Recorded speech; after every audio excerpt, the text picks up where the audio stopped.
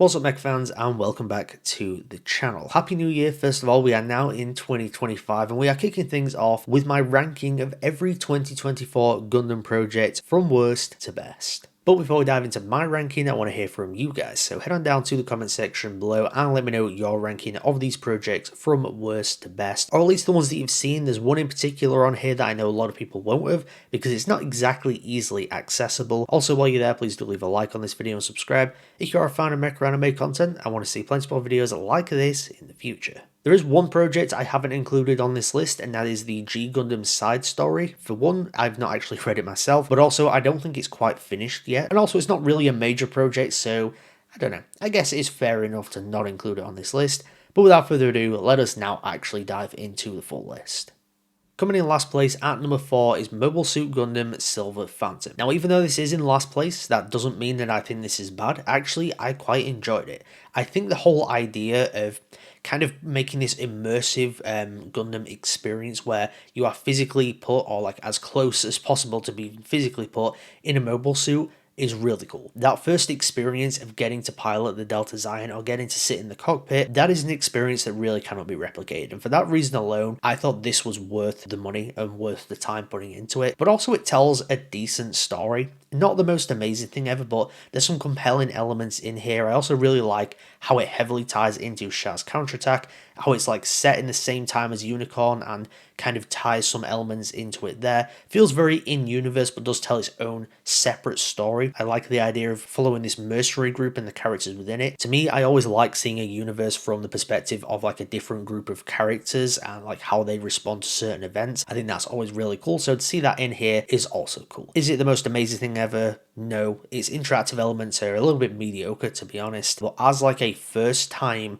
doing something and being a bit experimental in creating something, I thought it was a pretty good starting point. So even though it's in last place, it's certainly not a bad project.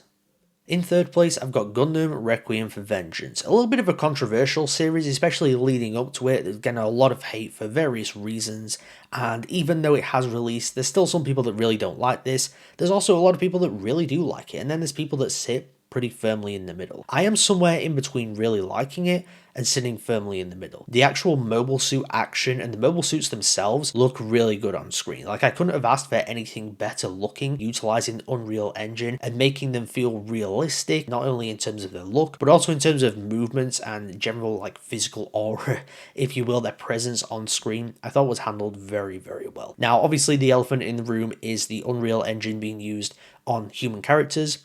It does not look particularly good, and that's the real downside to this series. As a story, as like a character arc that you have for Iria Solari, I thought that was done pretty well. There's some elements to it, and the conclusion to that character arc I thought was a little bit underwhelming and didn't quite work with everything that came before it. It's one of those things where it was definitely an experiment, and I think generally it paid off with a lot of room for improvement in terms of the human characters, but again, much like with Silver Phantom, it's a good starting point.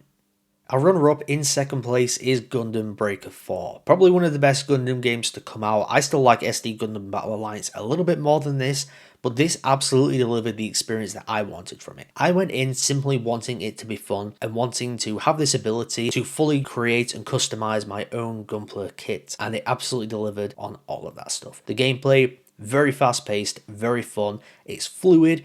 It kind of delivers the experience you would want from a Gundam Breaker game in terms of gameplay. Absolutely improves upon everything from New Gundam Breaker, especially the pace of the gameplay, the pace of the combat. It is so much better and so much more fun to play than that game. But one thing that really surprised me about it was the story. Now, it's not necessarily the most incredible actual storyline, but in terms of characters and in terms of what the story's trying to represent in showing that like your friends in an online video game are real friends, the experiences that you have there, they are real memories that you will cherish. I think he did a fantastic job at that and created actually compelling characters that felt like the kind of people that, yeah, you would meet online and you realize they've got a lot more going on in their personal lives, but when it comes to being in this game, we're all trying to experience something and escape from reality. And I thought that the story in Gundam Breaker 4 did a very good job of representing that and capturing that. Despite the gameplay being really fun, it can get a little bit repetitive sometimes, and I still have this concern of whether it's going to maintain the longevity. Came out back at the end of August. I don't really see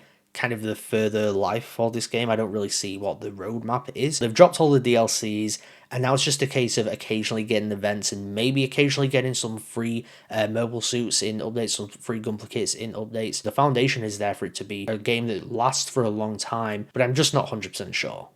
But taking the top spot, we have Gundam Seed Freedom. This is such a fun film, and that is probably the reason why I love it so much. Is it the best Gundam film out there? Probably not, but I think it might be my personal favorite, just because it's such an easy watch. I definitely see myself rewatching this thing for years to come. It delivers on the action you want, it delivers on the good character moments, just getting to see all these characters back after, well, 20 years for a lot of people, but for me it was like 2 days after watching and finishing Seed Destiny, but it was still great to see all these characters back on screen with, really good animation, like I said, fantastic action, and it just delivers all the fan service and epic action sequences and all this kind of stuff. The third act is fantastic. That's what I'm trying to say. The third act of this film is phenomenal and is so much fun. I would happily rewatch this thing right now just because it is such a blast. Delivers great character moments. It just delivered everything that I wanted from it, and I also watched it on the big screen. That's always a great experience to have. So Seed Freedom sits firmly at my #1 spot for 2024 Gundam projects. There we have it though. That is my ranking of every 2024 Gundam project. Before I get out there, please do leave a like on this video and subscribe